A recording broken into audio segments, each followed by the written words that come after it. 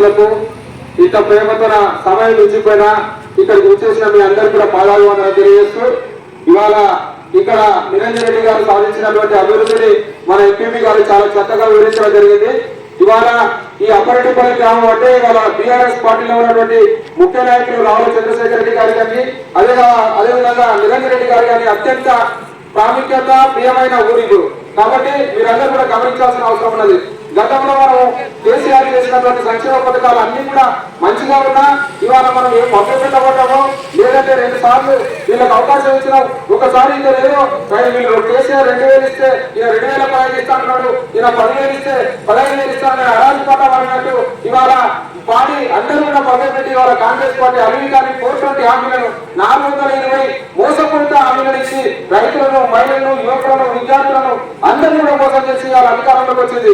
అధికారంలోకి వచ్చిన వెంటనే ఇవాళ కాంగ్రెస్ పార్టీ తెచ్చింది ఏంటంటే కాంగ్రెస్ పార్టీ కరువు తీసుకొని వచ్చింది తప్ప ప్రజలు చేసింది ఏం లేదన్న సందర్భంగా మనం చేస్తా ఉన్నాను.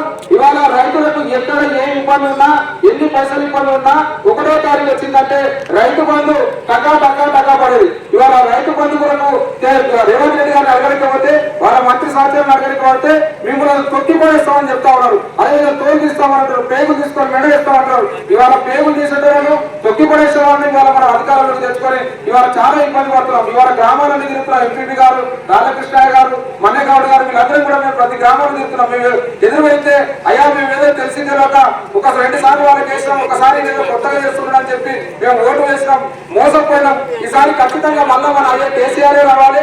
కేసీఆర్ లేదంటే ఇవాళ కరువు వచ్చింది. ఎక్కడ చూసినా ఈ ప్రభుత్వం సమర్థత లేని పనులు చేయడం వల్ల ఇవాళ ఎక్కడికన్నా పంట పొలాలు వ్యవసాయం అనగారిపోయింది. ఎక్కడ చూసినా వీడులు వారిని వేసిన పంటలన్నీ కూడా ఇవాళ కానీ ఆగిపోయి పశువులకు మేత వేసే పద్ధతి ఈ రోజు వచ్చిందని ఈ సందర్భంగా తెలియజేస్తున్నారంటే ప్రజల్లో అప్పుడే 4 నెలల కాలంలోనే ఈ రాజకీయ చరిత్రలోనే వ్యతిరేకత మూటగట్టుకున్న ప్రభుత్వం కాంగ్రెస్ ప్రభుత్వాన్ని ఈ సందర్భంగా తెలియజేస్తూ అన్ని విషయాలు ఎంపీ గారు వివరించిన కానీ మనం వివరించుకోకుండా ఇవాళ మనము గతంలో చేసిన పొరపాట్లు చేయకుండా ఇవాళ పార్లమెంట్ ఎన్నికల కోసం మన ముందరికి కేసీఆర్ గారు ఒక మంచి విద్యావేత్తలు మన ప్రాంత పట్ల మన ప్రాంత సమస్యల పట్ల అవగాహన ఉంది. ఈ సమస్యలను ఢిల్లీలో పార్లమెంట్ లో ప్రస్తావించినటువంటి ఒక మేధావి, ఒక విద్యావంతుడైనటువంటి ఐపీఎస్ ఆఫీసర్ గా స్వచ్ఛత నిర్వహణ చేసిన ప్రవీణ్ కుమార్ గారిని ఆశీర్వదించి మొదలు పంపించడం జరిగింది. ఇవాళ ఈ 3 అభ్యర్థులను పరిశీలించినట్లయితే గతంలో మల్లిరావు గారు ఒకసారి ఎమ్మెల్యేగా 2 సార్లు ఎంపీగా ఇక్కడ పోటీ చేయడం జరిగింది, గెలవడం జరిగింది.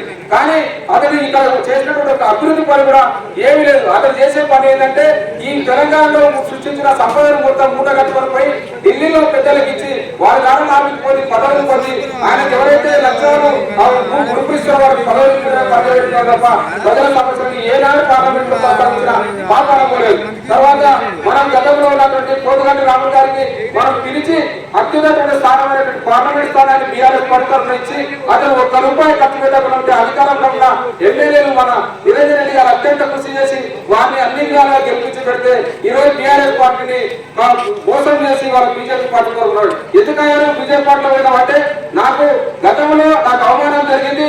ఈ రోజు నా కొడుకు మీద అత్యంత ప్రేమ మీద ప్రీతి పాత్రమైన నా కొడుకుని ఎంపీ చేయాలి కాబట్టి బీఆర్ఎస్ పార్టీ టికెట్ ఇస్తలేదు, అందుకే నేను వెళ్తున్నాను పార్టీని మోసం చేసి కన్నతల్లి లాంటి పార్టీని మోసం చేసి వాళ్ళు పోవడం జరిగింది. ఇవాళ ఎంత అభివృద్ధి సాధించడం మనకు తెలుసు. ఇవాళ 5 సంవత్సరాలు ఎంపీగా ఉంటే ఏదైనా ఒక మండలానికి వచ్చి కానీ ఒక ప్రజల దగ్గరికి వచ్చి కానీ ఏదైనా సమస్య వినడం జరిగిందా? అదేవిధంగా మన ప్రాంత సమస్యలను ఇవాళ పార్లమెంట్ లో ఏనాడు కూడా ప్రస్తావించిన పాపాలు పోలేదు. 5 ఏళ్ళు ఆయన ఎంపీగా ఉంటే కేవలం 6 ప్రశ్నలు వేసిందంటే ఆయన ఎటువంటి సవాలు కూడా మనం అర్థం చేసుకోవాల్సిన అవసరం. ఇవాళ ప్రవీణ్ కుమార్ గారు ఈ ప్రాంతంలో పుట్టిన వ్యక్తి, ఈ ప్రాంత సమస్యలు చేసిన వ్యక్తి. అతను కొన్ని దాదాపు 2,65,000 జీతాన్ని వదులుకొని సకల భోగాలను వదులుకొని ఇవాళ మన ప్రాంత ప్రజల కోసం మనం ఎంత విధంగా ఎదిగినా మన ప్రాంతానికి అభివృద్ధి చేయాలి. మన ప్రాంత ప్రజలు ఇబ్బందులు పడతా ఉన్నారు. కాంగ్రెస్ పార్టీ మోసం చేసింది. ఆ అలీకాని హామీలు ఇచ్చి ఇవాళ ప్రజల్ని మోసం చేసి నానా కష్టాలు పెడుతుంది. ప్రజలు కాపాడుకోవాలనే ఉద్దేశంతో ఇవాళ కాంగ్రెస్ పార్టీ ప్రవీణ్ కుమార్ గారిని ఆహ్వానించి ఒక టీఎస్పీఎస్ చైర్మన్ ఇస్తాము, నీకు కావాల్సిన గతంలో నష్టపోయినటువంటి నిధులు ఇస్తామని చెప్పినా కూడా కొనేలాగా అమలుకోకుండా ఇవాళ పేద ప్రజల పక్షాన్ని నిలబడాలి. తెలంగాణ కోసం ఏ పార్టీ అయితే పనిచేస్తుందో, ఏ పార్టీ అయితే ఈ తెలంగాణ ప్రజల ప్రయోజనాలు కాపాడుతుందో ఆయన నాయకత్వంలోనే పనిచేయాలని చెప్పి కాంగ్రెస్ పార్టీ ఎంత ఆహ్వానించినా గొడవ మండలాగా వారికి అమలుకోకుండా ఇవాళ కేసీఆర్ నాయకత్వంలో పనిచేయడానికి రావడం జరిగింది. ఇవాళ టీఎస్పీ పార్టీ కూడా కేసీఆర్ ఏ విధంగా తొక్కాలని చెప్పి అతన్ని కూడా నువ్వు ఎట్టి పరిస్థితుల్లో పొట్టు పెట్టుకోవాలని చెప్తే మన ప్రాంత ప్రయోజనాల కోసం ప్రజల సంక్షేమం కోసం టీఎస్పీ పార్టీ కూడా వదిలేసి కేసీఆర్ నాయకత్వంలో పనిచేయడానికి ప్రవీణ్ కుమార్ గారు వచ్చారంటే వారు ఎటువంటి సమర్థన మనం తెలుసుకోవాల్సిన అవసరం లేదు. ఇవాళ మేము చెప్పాల్సిన అవసరం లేదు. సెల్ ఫోన్ లో కానీ సోషల్ మీడియాలో కానీ టీవీలలో కానీ మన ముగ్గురు అభ్యర్థుల్లో ఎవరైనా మెరుగైన అభ్యర్థి అంటే ఏమి తెలియని వ్యక్తి కూడా ఇవాళ మాకు ఎదురొచ్చి చెప్తా ఉన్నారు. అలాగే ముఖ్యంగా అంటే ప్రవీణ్ కుమార్ గారే చాలా సమర్థుడు, అతనికే మనం ఓటేసి గెలిపిస్తున్నామని చెప్తా ఉన్నారు. ఇవాళ ప్రవీణ్ కుమార్ గారిని గెలిపిస్తే ఇక్కడ ఉన్నటువంటి పెండింగ్ ప్రాజెక్టులు కానీ అదేవిధంగా ఇక్కడ ఆలమడిగా మిగిలిపోయినటువంటి అభివృద్ధి పనులు కానీ ఆయన సాధించే సమర్థత ఉంది. ఇటీవలనే వనపర్తిలో మేము 2 కార్నర్ మీటింగ్లు పెట్టడం జరిగింది. ఇవాళ రాజీవ్ చౌరస్తాలో ఒకటి, దంతవాడలో ఒక సమావేశం ఏర్పడింది.